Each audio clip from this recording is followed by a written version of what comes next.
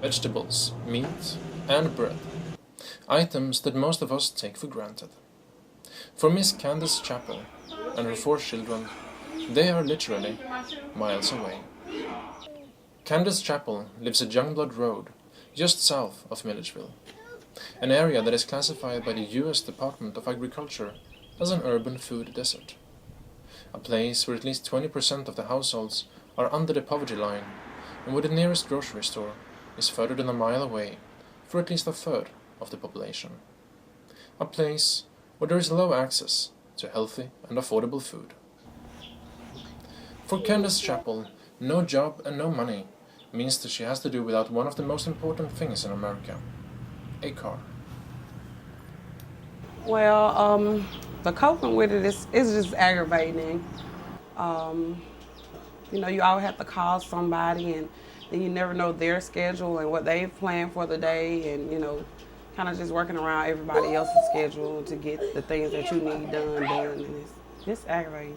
According to the USDA, 388 households south of Milledgeville do not have access to a car and are further than half a mile away from any grocery store. People are therefore forced to rely on family and friends to get what they need. It kind of just makes me wishy-washy. Like, sometimes I don't want to call them. Kind of got a little bit too much pride. But then, you have to think about your kids. It's whether you or them, they need things. So I wash my pride aside, whatever. I just call, whether they say yes or no, it's worth a try. But like, sometimes I don't want to be bothered with people because they get on my nerves. Sometimes I want to be bothered with my mom. She get on my nerves too. Well, sometimes once a week, whenever she need to go somewhere, because sometimes, she have to go get the baby milk and stuff like that, and so I have to take her there, and then like maybe once a month sometimes she go and get her grocery at Walmart and stuff like that. So I have to go and load them all up, the children and her, and I take her wherever she need to go,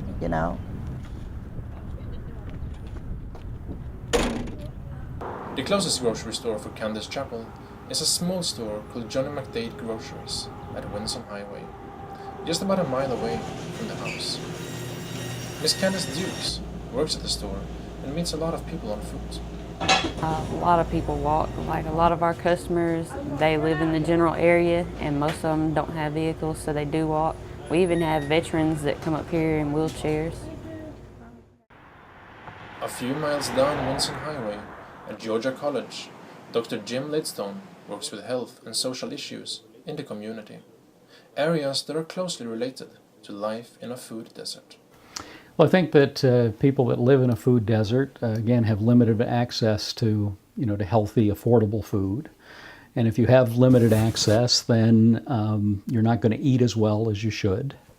If you live in a neighborhood that, typically neighborhoods that are food deserts are also neighborhoods that have issues related to crime and safety.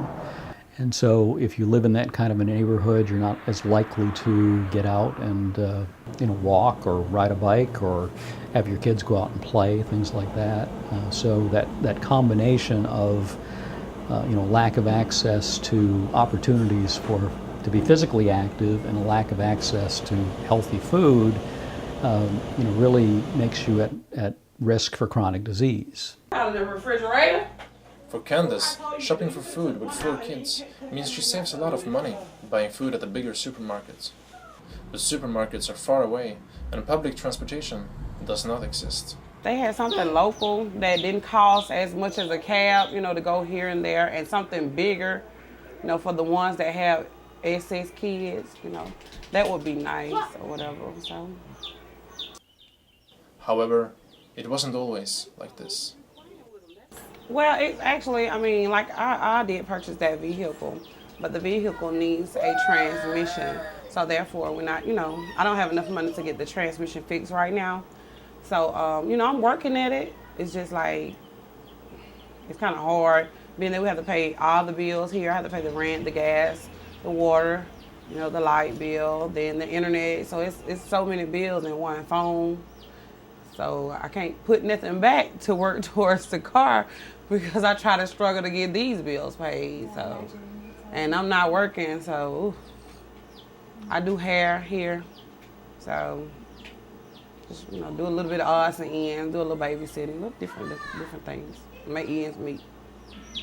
Yet 8 months without a vehicle, Candace still remains hopeful.